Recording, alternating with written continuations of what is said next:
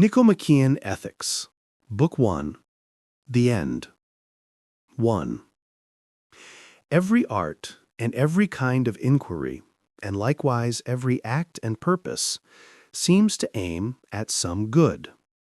And so it has been well said that the good is that at which everything aims. But a difference is observable among these aims or ends. What is aimed at is sometimes the exercise of a faculty, sometimes a certain result beyond that exercise. And where there is an end beyond the act, there the result is better than the exercise of the faculty. Now, since there are many kinds of actions in many arts and sciences, it follows that there are many ends also. For example, health is the end of medicine, ships of shipbuilding, victory of the art of war, and wealth of economy. But when several of these are subordinated to some one art or science, as the making of bridles and other trappings to the art of horsemanship, and this in turn, along with all else that the soldier does, to the art of war, and so on, then the end of the master art is always more desired than the ends of the subordinate arts, since these are pursued for its sake. And this is equally true whether the end in view be the mere exercise of a faculty or something beyond that, as in the above instances. 2. If then, in what we do, there be some end which we wish for on its own account, choosing all the others as means to this, but not every end without exception as a means to something else, for so we should go on ad infinitum, and desire would be left void and objectless, this evidently will be the good or the best of all things. And surely from a practical point of view it much concerns us to know this good, for then, like archers shooting at a definite mark, we shall be more likely to attain what we want. If this be so, we must try to indicate roughly what it is, and first of all to which of the arts or sciences it belongs. It would seem to belong to the supreme art or science, that one which most of all deserves the name of master art or master science. Now, politics seems to answer to this description, for it prescribes which of the sciences a state needs, and which each man shall study, and up to what point, and to it we see subordinated even the highest arts, such as economy, rhetoric, and the art of war. Since, then, it makes use of the other practical sciences, and since it further ordains what men are to do, and from what to refrain, its end must include the ends of the others, and must be the proper good of man. For though this good is the same for the individual and the state, yet the good of the state seems a grander and more perfect thing both to attain and to secure. And glad as one would be to do this service for a single individual, to do it for a people and for a number of states is nobler and more divine. This, then, is the aim of the present inquiry, which is a sort of political inquiry. 3. We must be content if we can attain to so much precision in our statement as the subject before us admits of, for the same degree of accuracy is no more to be expected in all kinds of reasoning than in all kinds of handicraft. Now the things that are noble and just, with which politics deals, are so various and so uncertain that some think they are merely conventional and not natural distinctions. There is also a similar uncertainty about what is good, because good things often do people harm. Men have before now been ruined by wealth and have lost their lives through courage. Our subject, then, and our data being of this nature, we must be content if we can indicate the truth roughly and in outline, and if, in dealing with matters that are not amenable to immutable laws, and reasoning from premises that are but probable, we can arrive at probable conclusions. The reader, on his part, should take each of my statements in the same spirit, for it is the mark of an educated man to require in each kind of inquiry just so much exactness as the subject admits of. It is equally absurd to accept probable reasoning from a mathematician and to demand scientific proof from an orator. But each man can form a judgment about what he knows, and is called a good judge of that. Of any special matter when he has received a special education therein, a good judge without any qualifying epithet when he has received a universal education. And hence, a young man is not qualified to be a student of politics, for he lacks experience of the affairs of life, which form the data and the subject matter of politics. Further, since he is apt to be swayed by his feelings, he will derive no benefit from a study whose aim is not speculative but practical. Further, since he is apt to be swayed by his feelings, he will derive no benefit from a study whose aim is not speculative but practical. But in this respect, young in character counts the same as young in years. For the young man's disqualification is not a matter of time, but is due to the fact that feeling rules his life and directs all his desires. Men of this character turn the knowledge they get to no account in practice, as we see with those we call incontinent. But those who direct their desires and actions by reason will gain much profit from the knowledge of these matters. So much then by way of preface as to the student, and the spirit in which he must accept what we say, and the object which we propose to ourselves. Since, to resume, all knowledge and all purpose aims at some good, what is this which we say is the aim of politics?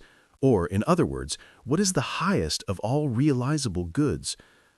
As to its name, I suppose nearly all men are agreed, for the masses and the men of culture alike declared that it is happiness, and hold that to live well or to do well is the same as to be happy. But they differ as to what this happiness is, and the masses do not give the same account of it as the philosophers. The former take it to be something palpable and plain, as pleasure or wealth or fame. One man holds it to be this, and another that, and often the same man is of different minds at different times. After sickness it is health, and in poverty it is wealth. While when they are impressed with the consciousness of their ignorance, they admire most those who say grand things that are above their comprehension. Some philosophers, on the other hand, have thought that beside these several good things, there is an absolute good, which is the cause of their goodness. As it would hardly be worthwhile to review all the opinions that have been held, we will confine ourselves to those which are most popular, or which seem to have some foundation in reason. But we must not omit to notice the distinction that is drawn between the method of proceeding from your starting points or principles and the method of working up to them. Plato used with fitness to raise this question and to ask whether the right way is from or to your starting points, as in the race course you may run from the judges to the boundary, or vice versa. Well, we must start from what is known, but what is known may mean two things: what is known to us, which is one thing, or what is known simply, which is another. I think it is safe to say that we must start from what is known to us. And on this account, nothing but a good moral training can qualify a man to study what is noble and just, in a word, to study questions of politics. For the undemonstrated fact is here the starting point, and if this undemonstrated fact be sufficiently evident to a man, he will not require a reason why. Now the man who has had a good moral training either has already arrived at starting points or principles of action, or will easily accept them when pointed out. But he who neither has them nor will accept them may hear what Hesiod says: "The best is he who of himself doth know. Good too is he who listens to the wise, but he who neither knows himself nor heeds the words of others is a useless man." 5. Let us now take up the discussion at the point from which we digressed. It seems that men not unreasonably take their notions of the good or happiness from the lives actually led, and that the masses, who are the least refined, suppose it to be pleasure, which is the reason why they aim at nothing higher than the life of enjoyment. For the most conspicuous kinds of life are three: this life of enjoyment, the life of the statesman, and thirdly, the contemplative life. The mass of men show themselves utterly slavish in their preference for the life of brute beasts, but their views receive consideration because many of those in high places have the tastes of Sardanapalus. Men of refinement with a practical turn prefer honor, for I suppose we may say that honor is the aim of the statesman's life. But this seems too superficial to be the good we are seeking, for it appears to depend upon those who give rather than upon those who receive it, while we have a presentiment that the good is something that is peculiarly a man's own and can scarce be taken away from him.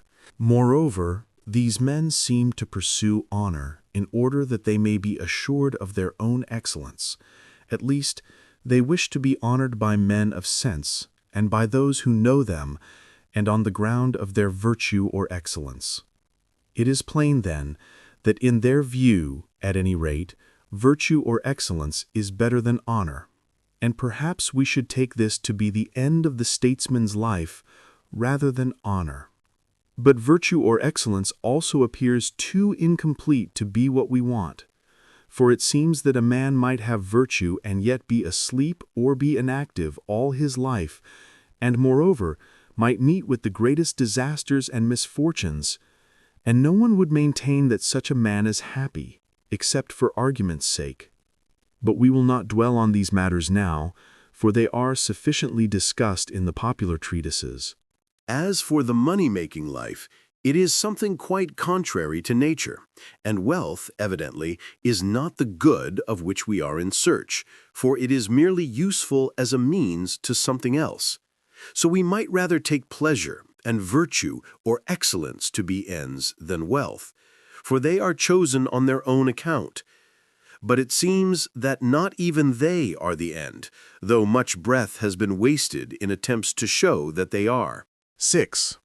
Dismissing these views, then, we have now to consider the universal good, and to state the difficulties which it presents. Though such an inquiry is not a pleasant task in view of our friendship for the authors of the doctrine of ideas, but we venture to think that this is the right course, and that in the interests of truth we ought to sacrifice even what is nearest to us, especially as we call ourselves philosophers. Both are dear to us, but it is a sacred duty to give the preference to truth. In the first place, the authors of this theory themselves did not assert a common idea in the case of things of which one is prior to the other, and for this reason they did not hold one common idea of numbers. Now the predicate good is applied to substances and also to qualities and relations. But that which has independent existence, what we call substance, is logically prior to that which is relative, for the latter is an offshoot, as it were, or in logical language an accident of a thing or substance. So, by their own showing, there cannot be one common idea of these goods. Secondly, the term good is used in as many different ways as the term is or being. We apply the term to substances or independent existences as God, reason, to qualities as the virtues, to quantity as the moderate or due amount, to relatives as the useful, to time as opportunity, and so on. It is evident, therefore, that the word good cannot stand for one and the same notion in all these various applications. For if it did, the term could not be applied in all the categories, but in one only. Thirdly, if the notion were one, since there is but one science of all the things that come under one idea, there would be but one science of all goods. But, as it is, there are many sciences even of the goods that come under one category, as, for instance, the science which deals with opportunity in war is strategy, but in disease is medicine. And the science of the due amount in the matter of food is medicine, but in the matter of exercise is the science of gymnastic. Fourthly, one might ask what they mean by the absolute in absolute man and man. The word man has one and the same sense, for in respect of manhood there will be no difference between them, and if so, neither will there be any difference in respect of goodness between absolute good and good. Fifthly, they do not make the good any more good by making it eternal, A white thing that lasts a long while is no whiter than what lasts but a day.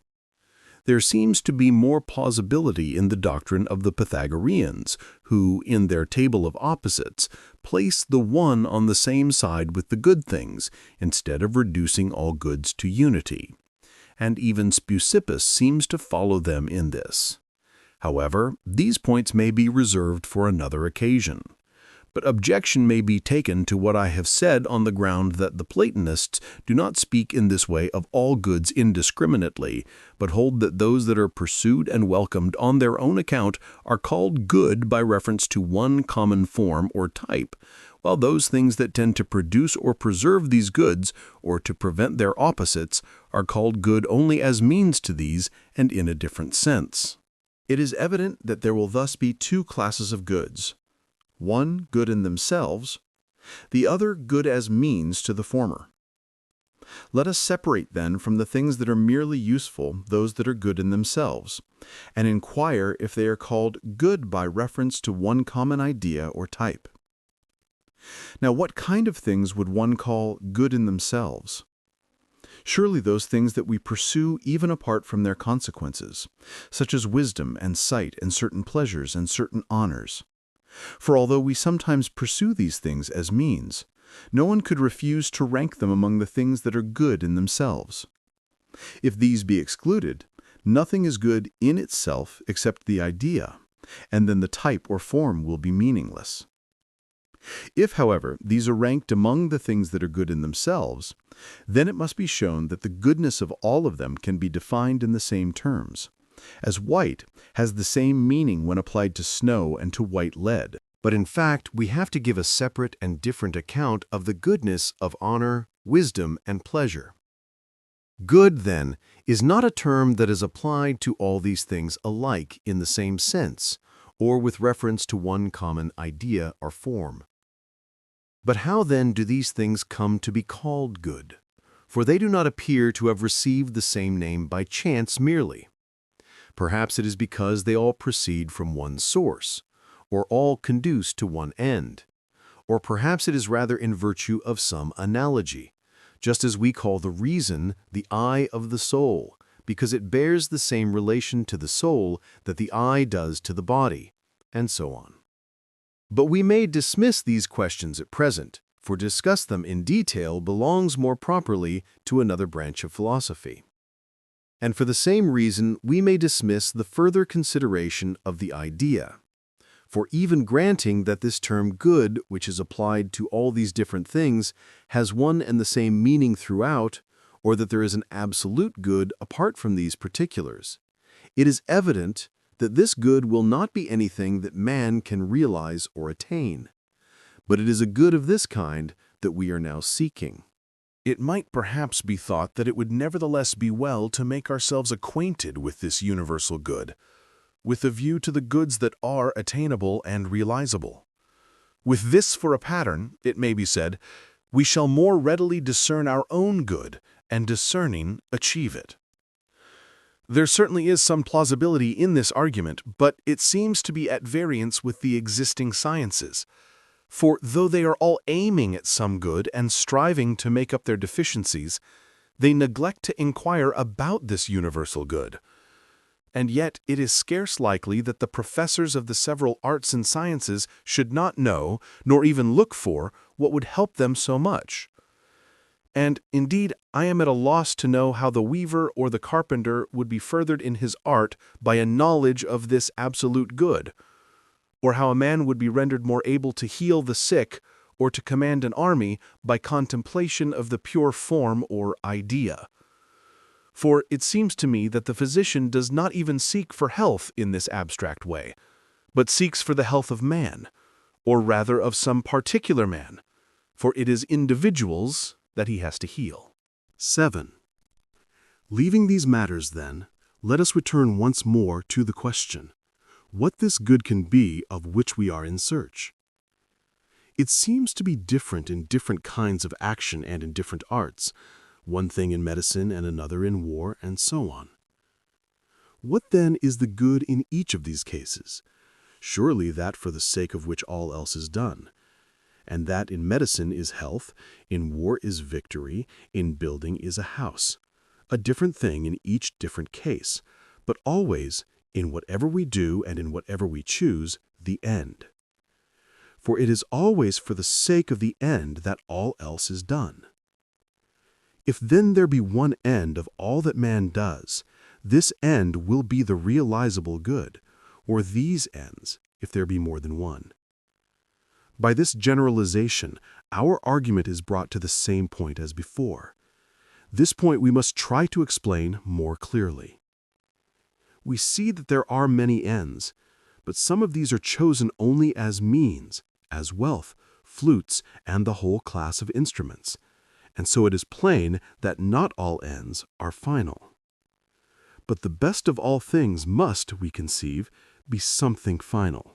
If then there be only one final end, this will be what we are seeking, or if it be more than one, then the most final of them. Now that which is pursued as an end in itself is more final than that which is pursued as means to something else, and that which is never chosen as means than that which is chosen both as an end in itself and as means, and that is strictly final, which is always chosen as an end in itself and never as means. Happiness seems more than anything else to answer to this description, for we always choose it for itself, and never for the sake of something else, while honor and pleasure and reason and all virtue or excellence we choose partly indeed for themselves, for apart from any result we should choose each of them, but partly also for the sake of happiness, supposing that they will help to make us happy.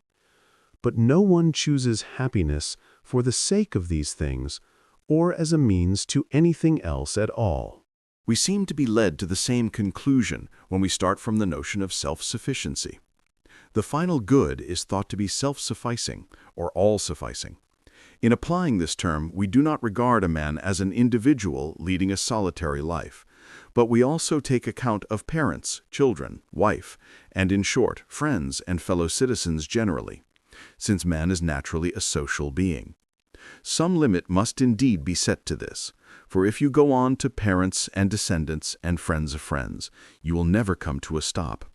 But this we will consider further on. For the present, we will take self-sufficing to mean what by itself makes life desirable and in want of nothing. And happiness is believed to answer to this description. And further, happiness is believed to be the most desirable thing in the world, and that not merely as one among other good things.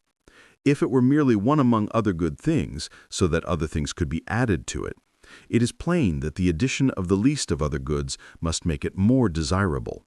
For the addition becomes a surplus of good, and of two goods the greater is always more desirable.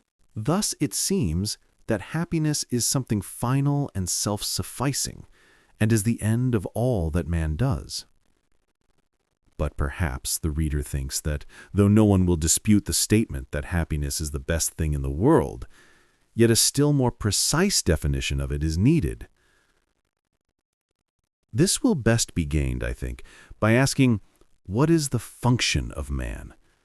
For as the goodness and the excellence of a piper or a sculptor, or the practicer of any art, and generally of those who have any function or business to do, lies in that function, so man's good would seem to lie in his function, if he has one. But can we suppose that, while a carpenter and a cobbler has a function and a business of his own, man has no business and no function assigned him by nature?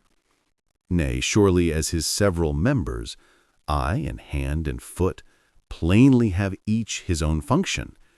So we must suppose that man also has some function, over and above all these. What then is it?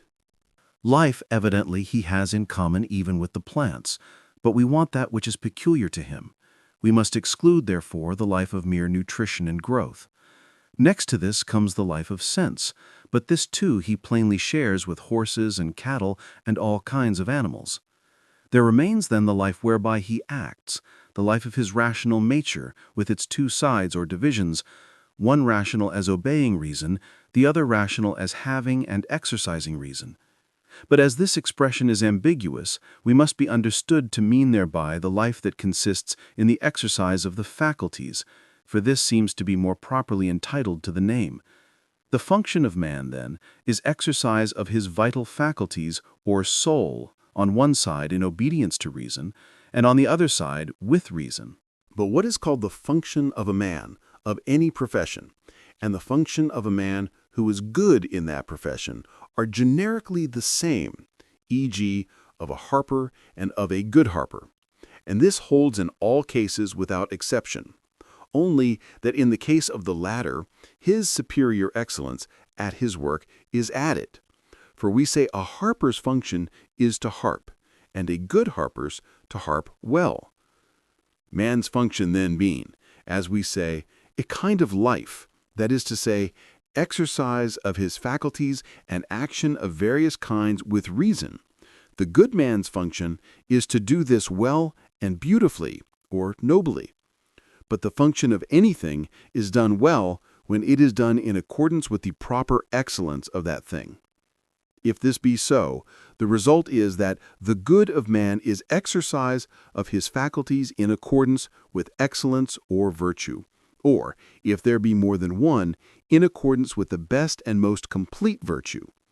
But there must also be a full term of years for this exercise, for one swallow or one fine day does not make a spring, nor does one day or any small space of time make a blessed or happy man. This, then, may be taken as a rough outline of the good, for this, I think, is the proper method. First, to sketch the outline, and then to fill in the details. But it would seem that, the outline once fairly drawn, anyone can carry on the work and fit in the several items which time reveals to us or helps us to find. And this indeed is the way in which the arts and sciences have grown, for it requires no extraordinary genius to fill up the gaps. We must bear in mind, however, what was said above, and not demand the same degree of accuracy in all branches of study, but in each case so much as the subject matter admits of, and as is proper to that kind of inquiry. The carpenter and the geometer both look for the right angle, but in different ways.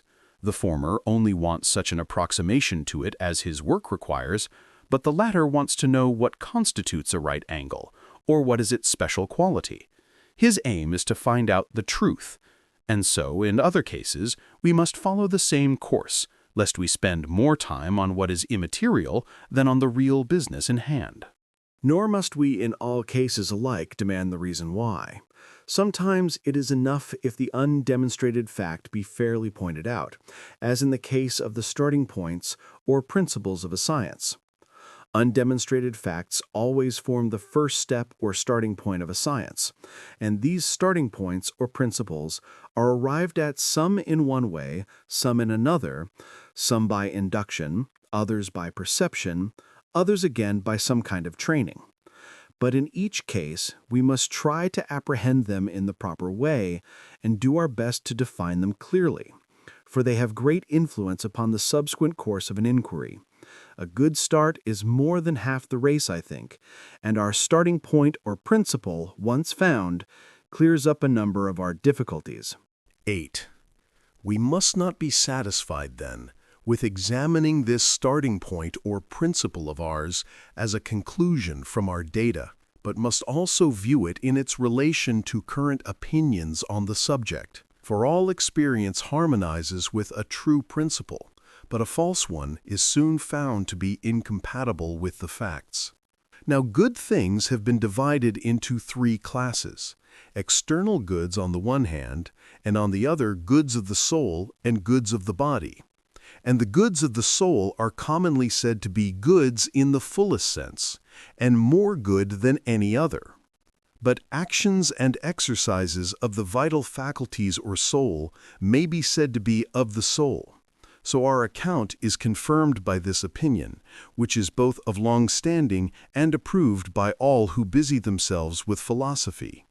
But indeed we secure the support of this opinion by the mere statement that certain actions and exercises are the end, for this implies that it is to be ranked among the goods of the soul and not among external goods.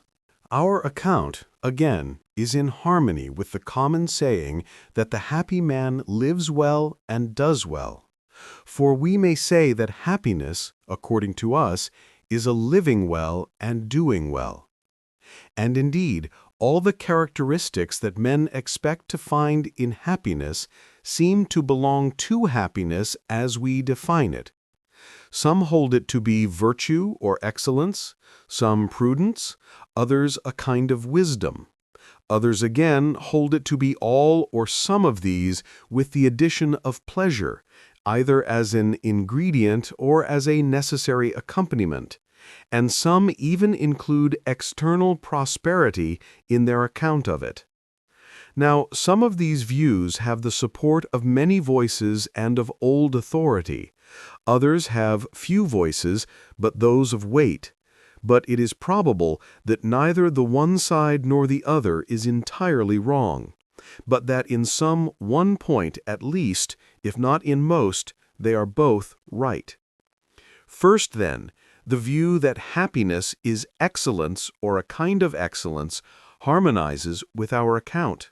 For exercise of faculties in accordance with excellence belongs to excellence. But I think we may say that it makes no small difference whether the good be conceived as the mere possession of something or as its use, as a mere habit or trained faculty, or as the exercise of that faculty.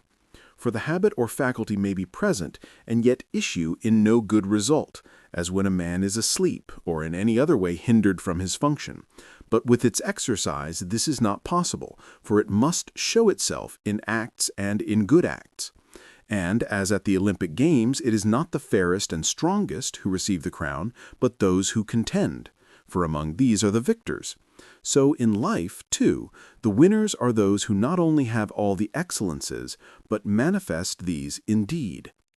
And further, the life of these men is in itself pleasant, for pleasure is an affection of the soul, and each man takes pleasure in that which he is said to love. He who loves horses, in horses, he who loves sightseeing, in sightseeing, and in the same way, he who loves justice, in acts of justice, and generally the lover of excellence or virtue, in virtuous acts or the manifestation of excellence. And while with most men there is a perpetual conflict between the several things in which they find pleasure, since these are not naturally pleasant, those who love what is noble take pleasure in that which is naturally pleasant. For the manifestations of excellence are naturally pleasant, so that they are both pleasant to them and pleasant in themselves. Their life, then, does not need pleasure to be added to it as an appendage, but contains pleasure in itself. Indeed, in addition to what we have said, a man is not good at all unless he takes pleasure in noble deeds.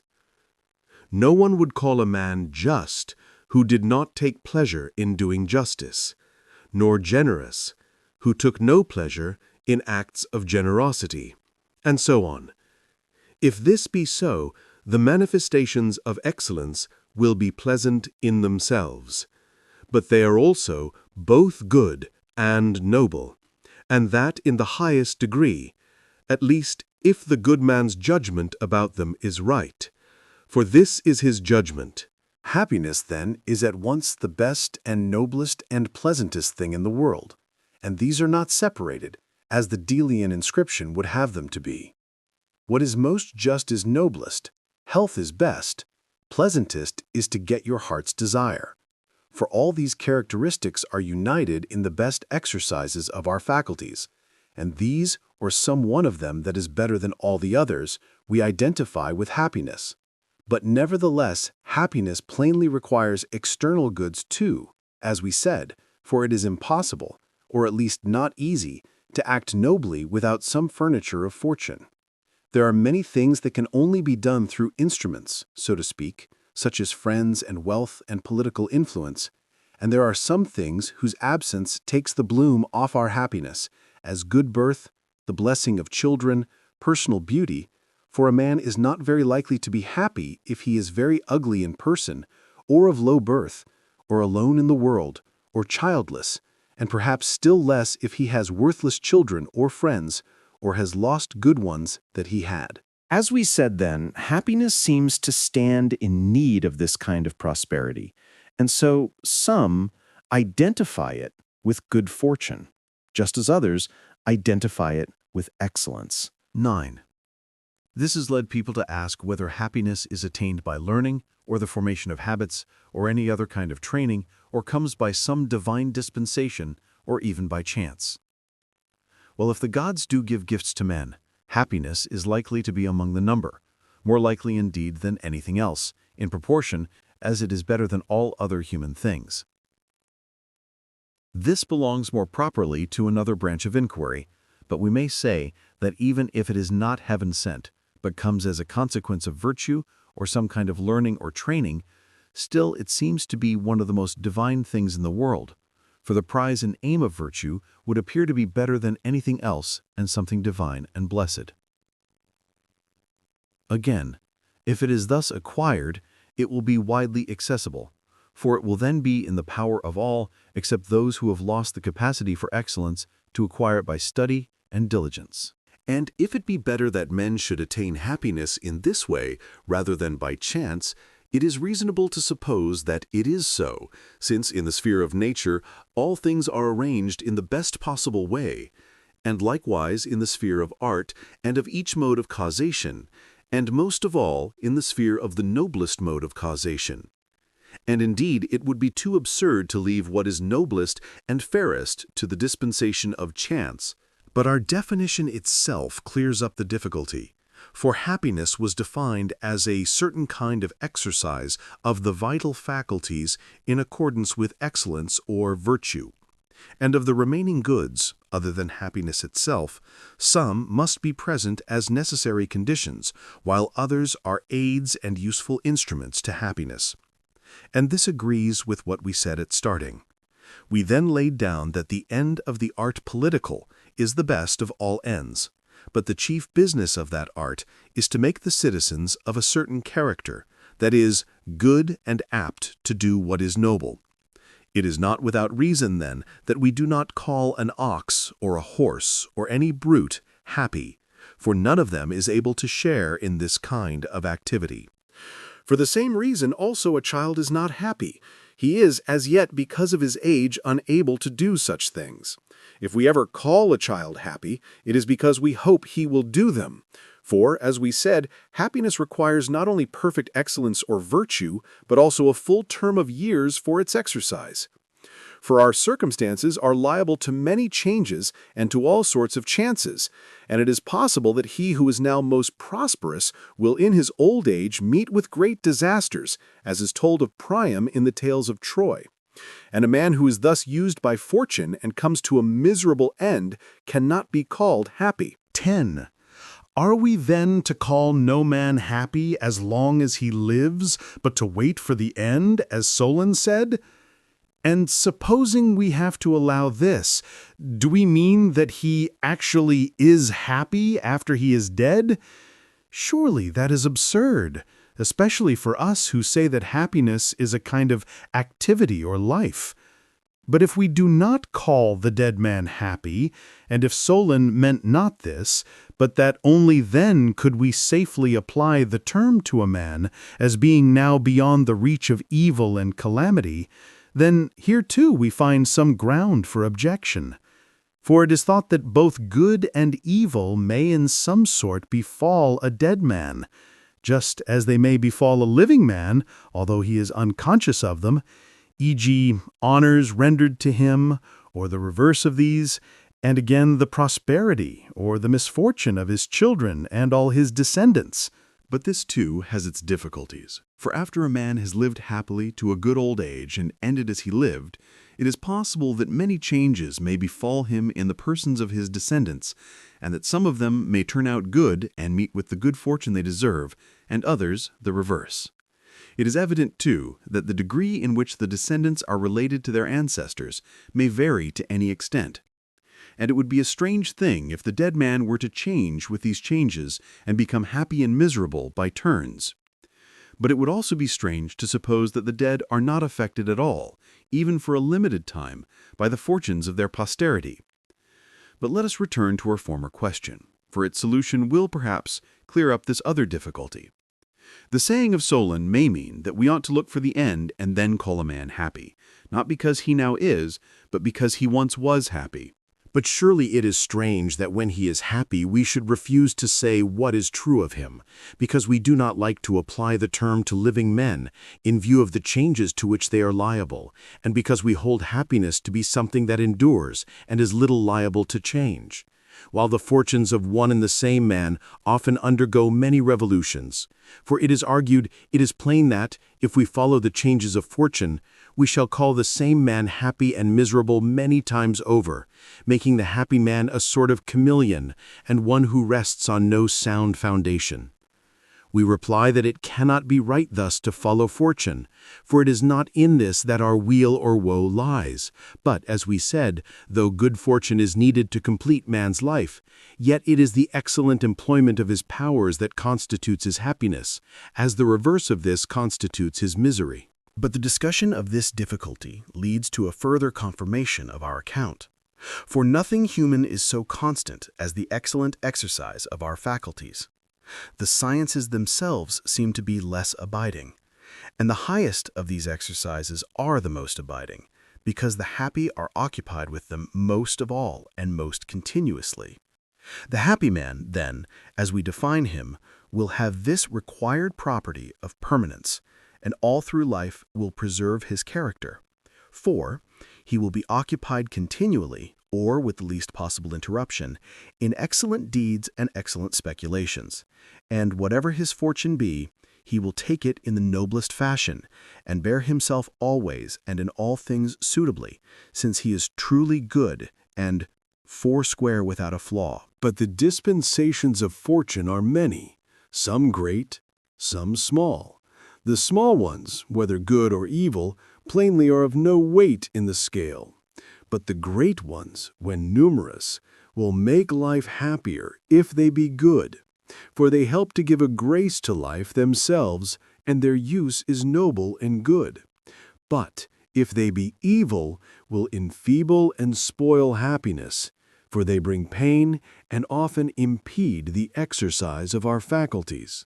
But nevertheless, true worth shines out, even here, in the calm endurance of many great misfortunes, not through insensibility, but through nobility and greatness of soul. And if it is what a man does that determines the character of his life, as we said, then no happy man will become miserable. For he will never do what is hateful and base. For we hold that the man who is truly good and wise will bear with dignity whatever fortune sends, and will always make the best of his circumstances, as a good general will turn the forces at his command to the best account, and a good shoemaker will make the best shoe that can be made out of a given piece of leather, and so on with all other crafts. If this be so, the happy man will never become miserable, though he will not be truly happy if he meets with the fate of Priam. But yet he is not unstable and lightly changed. He will not be moved from his happiness easily, nor by any ordinary misfortunes, but only by many heavy ones.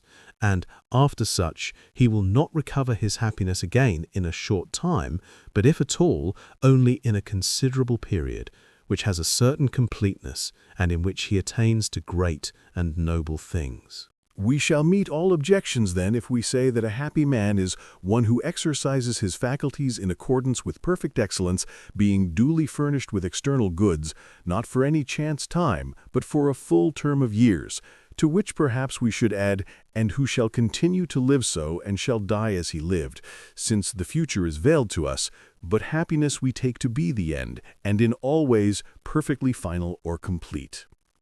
If this be so, we may say that those living men are blessed or perfectly happy who both have and shall continue to have these characteristics, but happy as men only. Passing now from this question to that of the fortunes of descendants and of friends generally, The doctrine that they do not affect the departed at all seems too cold and too much opposed to popular opinion. But as the things that happen to them are many and differ in all sorts of ways, and some come home to them more and some less, so that to discuss them all separately would be a long, indeed an endless task, it will perhaps be enough to speak of them in general terms and in outline merely. Now, as of the misfortunes that happen to a man's self, some have a certain weight and influence on his life, while others are of less moment, so is it also with what happens to any of his friends. And again, it always makes much more difference whether those who are affected by an occurrence are alive or dead than it does whether a terrible crime and a tragedy be enacted on the stage or merely supposed to have already taken place. We must therefore take these differences into account, and still more perhaps the fact that it is a doubtful question whether the dead are at all accessible to good and ill. For it appears that even if anything that happens, whether good or evil, does come home to them, yet it is something unsubstantial and slight to them, if not in itself, or if not that, yet at any rate its influence is not of that magnitude or nature that it can make happy those who are not, or take away their happiness from those that are. It seems, then, to conclude that the prosperity and likewise the adversity of friends does affect the dead, but not in such a way or to such an extent as to make the happy unhappy, or to do anything of the kind. These points being settled, we may now inquire whether happiness is to be ranked among the goods that we praise, or rather among those that we revere, for it is plainly not a mere potentiality, but an actual good. What we praise seems always to be praised as being of a certain quality and having a certain relation to something. For instance, we praise the just and the courageous man, and generally the good man and excellence or virtue because of what they do or produce. And we praise also the strong or the swift-footed man, and so on, because he has a certain gift or faculty in relation to some good and admirable thing. This is evident if we consider the praises bestowed on the gods. The gods are thereby made ridiculous by being made relative to man. And this happens because, as we said, a thing can only be praised in relation to something else. If, then, praise be proper to such things as we mentioned, it is evident that to the best things is due not praise, but something greater and better, as our usage shows. For the gods we call blessed and happy, and blessed is the term we apply to the most godlike men. And so with good things, no one praises happiness as he praises justice, but calls it blessed, as something better and more divine. On these grounds, Eudoxus is thought to have based a strong argument for the claims of pleasure to the first prize, for he maintained that the fact that it is not praised, though it is a good thing, shows that it is higher than the goods we praise, as God and the good are higher. For these are the standards by reference to which we judge all other things, giving praise to excellence or virtue, since it makes us apt to do what is noble, and passing encomiums on the results of virtue, whether these be bodily or psychical. But to refine on these points belongs more properly to those who have made a study of the subject of encomiums.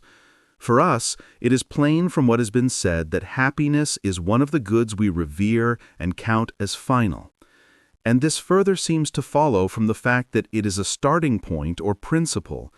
For everything we do is always done for its sake, but the principle and cause of all good we hold to be something divine and worthy of reverence. Since happiness is an exercise of the vital faculties in accordance with perfect virtue or excellence, we will now inquire about virtue or excellence, for this will probably help us in our inquiry about happiness. And indeed the true statesman seems to be especially concerned with virtue, for he wishes to make the citizens good and obedient to the laws. Of this we have an example in the Cretan and the Lacedaemonian lawgivers, and any others who have resembled them. But if the inquiry belongs to politics, or the science of the state, it is plain that it will be in accordance with our original purpose to pursue it. The virtue or excellence that we are to consider is, of course, the excellence of man. For it is the good of man and the happiness of man that we started to seek. And by the excellence of man, I mean excellence not of body, but of soul. For happiness we take to be an activity of the soul. If this be so, then it is evident that the statesman must have some knowledge of the soul, just as the man who is to heal the eye or the whole body must have some knowledge of them, and that the more in proportion as the science of the state is higher and better than medicine. But all educated physicians take much pains to know about the body. As statesmen, or students of politics, then, we must inquire into the nature of the soul, but in so doing, we must keep our special purpose in view and go only so far as that requires. For to go into minuter detail would be too laborious for the present undertaking. Now, there are certain doctrines about the soul which are stated elsewhere with sufficient precision, and these we will adopt. Two parts of the soul are distinguished, an irrational and a rational part. Whether these are separated, as are the parts of the body or any divisible thing, or whether they are only distinguishable in thought, but in fact inseparable, like concave and convex in the circumference of a circle, makes no difference for our present purpose. Of the irrational part, again, one division seems to be common to all things that live, and to be possessed by plants, I mean that which causes nutrition and growth. For we must assume that all things that take nourishment have a faculty of this kind, even when they are embryos, and have the same faculty when they are full grown. At least this is more reasonable than to suppose that they then have a different one. The excellence of this faculty, then, is plainly one that man shares with other beings and not specifically human. And this is confirmed by the fact that in sleep, this part of the soul, or this faculty, is thought to be most active, while the good and the bad man are undistinguishable when they are asleep, whence the saying that for half their lives there is no difference between the happy and the miserable, which indeed is what we should expect, for sleep is the cessation of the soul from those functions in respect of which it is called good or bad, except that they are to some slight extent roused by what goes on in their bodies, with the result that the dreams of the good man are better than those of ordinary people. However, we need not pursue this further, and may dismiss the nutritive principle, since it has no place in the excellence of man. But there seems to be another vital principle that is irrational, and yet in some way partakes of reason. In the case of the continent, and of the incontinent man alike, we praise the reason, or the rational part, for it exhorts them rightly, and urges them to do what is best, but there is plainly present in them another principle besides the rational one, which fights and struggles against the reason. For just as a paralyzed limb, when you will to move it to the right, moves on the contrary to the left, so is it with the soul. The incontinent man's impulses run counter to his reason. Only whereas we see the refractory member in the case of the body, we do not see it in the case of the soul. But we must nevertheless, I think, hold that in the soul too there is something beside the reason which opposes and runs counter to it, though in what sense it is distinct from the reason does not matter here.